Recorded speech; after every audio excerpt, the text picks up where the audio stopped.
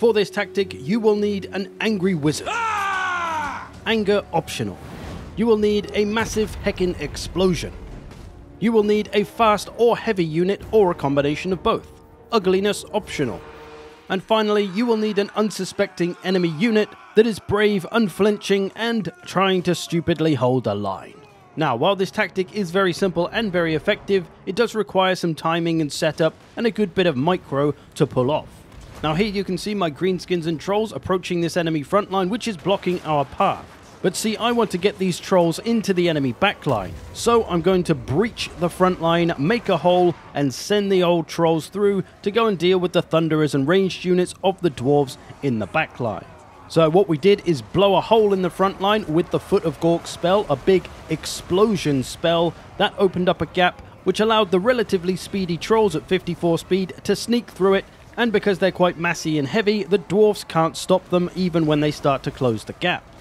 Now when it comes to getting through the gap, there's a couple of ways we could go about it, demonstrating on my own units here. Let's say this is the hole that's been blown by my explosion. Well, I could come from this kind of position, and then I need to organize myself into a much thinner line very quickly so that I'll be able to fit through this gap. So I'm going to order my trolls to go in thin formations, and from their position they will start to thin out and be able to get through the gap from this position. So it's fine if you haven't quite set this tactic up early on and you want to do it a bit more impromptu, you can do it this way. Alternatively, you can preemptively set it up in two narrow lines right before the explosion and then just charge them straight through. No issues, no worrying about if your formation's going to be too wide. Nice and simple.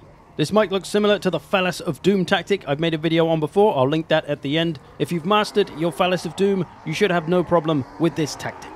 So that's the general idea, but here's a few more ways to pull it off. In this case, we're going to use Queek Headtaker as our explosion. Why? Because he has the Verminous Valor ability, which is a big explosion, knocking all enemies away from him, and that functions the same way as a magical spell explosion. One thing to be aware of with this tactic though is whoever is at the front of your army is going to take all the missile fire as they come in, and that can be pretty detrimental if it is your lord in this case. But Queek's a tough boy, so we're going to carry on anyway. Here he comes. Now the beauty of using the Lord explosions is that they go off instantly, so you can just wait until your units that are going to charge through are in the perfect position, blow the hole wide open, and send in the Rat Ogres or whatever unit you're using. In this case, I used Trolls before, and I'm using Rat Ogres now, so monstrous infantry. But as you can see, it works nicely to get them through the front line. You don't have to flank all the way around the sides, just go straight through the middle early, get into those missile units, artillery, and absolutely ruin their lives. Here's the same thing, this time with Rapunzel, who has an explosion as well. In she comes, explode she does, creates a hole, and in comes the cavalry. In this case, straight into the missile units, or maybe pulling off to the left would have been better here to get the cavalry completely through, but either way, you get the idea. Not quite as big of an explosion in this case, but still enough to get that cavalry mostly through.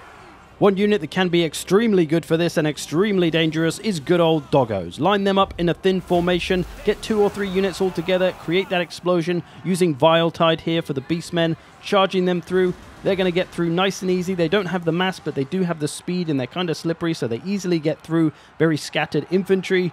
And as you can see, they're going to have an absolute field day with these high elf archers. So all we need is some kind of explosion, a unit that's fast enough in most cases to get through that big gap, because they will close it up when they start to pull themselves back into formation. So you need something that's relatively quick, at least, that can get through those gaps nice and quickly.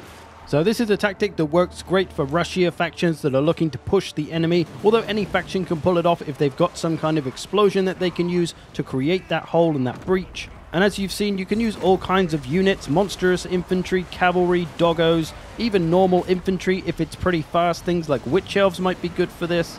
But yeah, it's great for getting into the back lines of enemies if they've got a lot of missiles that could tear you apart over the course of a battle. Good to get into them early with a tactic like this and take care of them. Or even if the enemy doesn't have a lot of missiles, it can still be good for sneaking through early and then hammer and anviling round the back into the enemies, flanking them. Super easy. Very nice. So a fun little tactic that can work well against the AI, but also in multiplayer, if you can pull it off, it'll probably give a pretty nasty surprise to somebody not quite expecting to have units in their backline so quickly. You could always do it with 5 units of Nurglings and then just infiltrate the enemy backline and just infest them all over the place with 1,000 angry Nurglings. Lovely. But there we go. Thanks for watching. I hope you've enjoyed this. Thank you to all these patrons who support this channel and make these videos possible. I'll see you in the future.